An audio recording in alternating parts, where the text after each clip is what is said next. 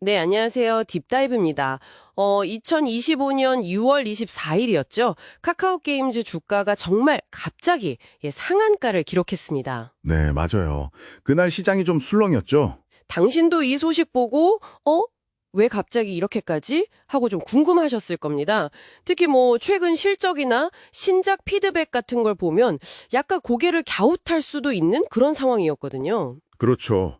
이게 주가가 하루 만에 거의 28% 넘게 뛰어서 23,200원에 마감했으니까요. 네, 5,100원이나 올랐어요. 바로 전날에는 또 하락했었는데. 맞습니다. 전날엔 한 2.5% 정도 빠졌었죠. 그러니까 이게 완전히 분위기가 반전된 건데, 표면적인 뉴스만으로는 다 설명이 안 돼요. 보내주신 자료들 봐도 오히려 좀 상반된 신호들도 있었고요. 네, 맞아요. 그래서 오늘 이 딥다이브에서는 그 자료들을 토대로 이 상반된 신호들 속에서 과연 시장은 뭘 보고 있는 건지, 카카오 게임즈 주가 급등의 진짜 배경은 뭔지 한번 좀 깊게 파헤쳐 보려고 합니다. 현재의 우려랑 미래 기대가 막 섞여 있는데 이걸 같이 풀어보시죠. 좋습니다. 가장 먼저 봐야 할 건 역시 카카오 게임즈의 그 체질 개선 노력, 그리고 미래 성장 동력을 확보하려는 의지, 이런 거겠죠? 아, 전략 변화 말씀이시군요. 네. 기존에 모바일 게임 중심이었잖아요. 여기서 이제 벗어나서 글로벌 PC, 그리고 콘솔 시장으로 좀 과감하게 방향을 틀고 또 비주력 사업은 정리하는 그런 움직임이죠. 이게 그냥 방향만 튼 게 아니라 구체적인 라인업을 딱 제시하면서 기대감을 확 높이고 있더라고요. 2025년에만 글로벌 신작을 무려 10종이나 출시할 계획이라고 하니까 시장이 주목할 만하죠. 그렇죠. 그 주요 기대작들을 좀 보면 우선 패스 오브 엑사일 2가 있겠고요. 이게 12월에 얼리 액세스 예정이고, 네. 그리고 서구권을 좀 겨냥한 MMORPG 크로노 오디세이, 이게 2025년 상반기. 크로노 오디세이 기대가 크던데요. 그리고 또 아키에이지 크로니클이라고, 이것도 서구권 타겟 MMORPG인데 2026년 1분기 목표고요. 여기에 또 라이온하트 스튜디오의 프로젝트 Q도 2025년 4분기로 예정돼 있습니다. 그러니까 뭐랄까 상당한 물량 공세예요. 근데 그 크로노 오디세이 말인데요. 이게 최근에 비공개 테스트 CBT를 했잖아요. 반응이 좀 흥미롭더라고요. 전 세계에서 100만 명 넘게 신청할 정도로 기대는 엄청 높았는데. 네, 높았죠. 근데 막상 테스트하고 나니까 그 자료에 따르면 최적화 문제라던가 전투 타격감이 좀 부족하다, 버그가 많다, 이런 개선 필요성이 꽤 뚜렷하게 지적됐다고요? 맞아요. 피드백이 좀 엇갈렸어요. 심지어 미완성이다 이런 평가까지 나왔는데 근데 주가는 오히려 급등했다는 말이죠. 이게 좀 아이러니하지 않나요? 바로 그 지점이 현재 시장이 뭘 보고 있는지를 딱 보여주는 대목이라고 생각해요. 그러니까 지금 당장의 어떤 완성도 논란보다는요. 네. 이 게임이 가진 잠재력, 그리고 더 중요하게는 회사가 제시한 그 PC, 콘솔 중심의 글로벌 확장이라는 전략적 방향성 자체에 훨씬 더 높은 점수를 주고 있다는 거죠. 아, 방향성 자체에 대한 기대감. 네.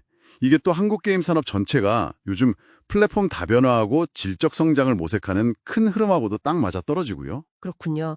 그럼 이제 회사의 내부적인 변화 말고 외부적인 요인들도 좀 있었던 것 같아요. 예를 들면 정부의 그 AI 산업 육성 정책 발표, 이것도 좀 영향을 미쳤겠죠? 네, 그렇죠. 타이밍이 또 절묘했어요.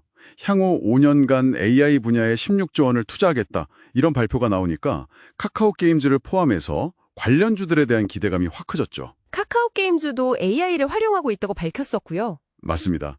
게임 개발 과정에서 컨텐츠를 생성한다든지 아니면 상호작용을 개선한다든지 이런 데 AI를 쓰고 있다, 이렇게 밝혔고요. 실제로 그 정책 발표 직후에 주가가 한번 또 크게 움직이기도 했었습니다. 아하. 그리고 또 카카오그룹 전체나 게임 산업 전반의 분위기도 무시 못할 것 같아요.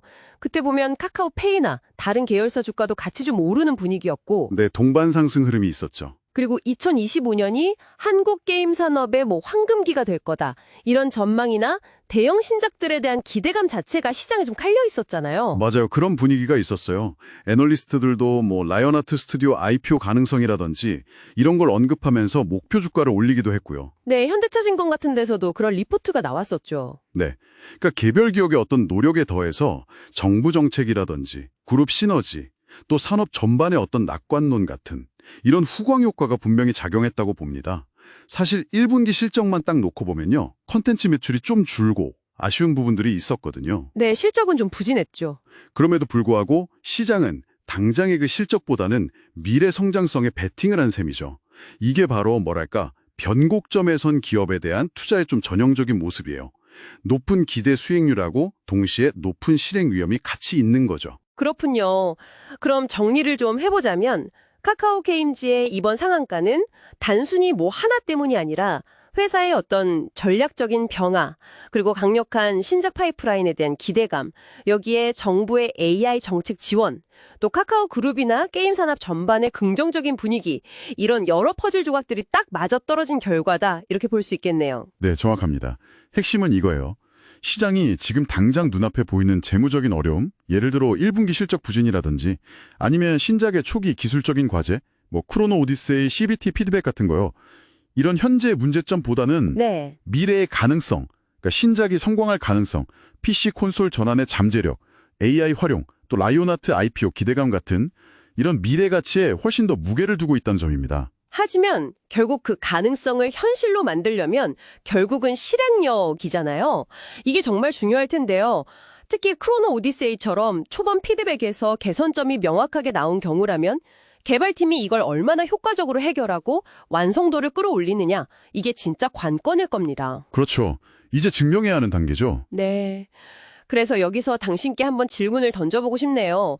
이렇게 큰 변화의 기로에 서 있는 기업을 우리가 볼 때 발표된 멋진 청사진, 즉 전략하고 그걸 실제로 현실로 만들어낼 실행 능력, 이 둘 중에서 당신은 궁극적으로 어디에 더 주목해야 한다고 생각하시나요?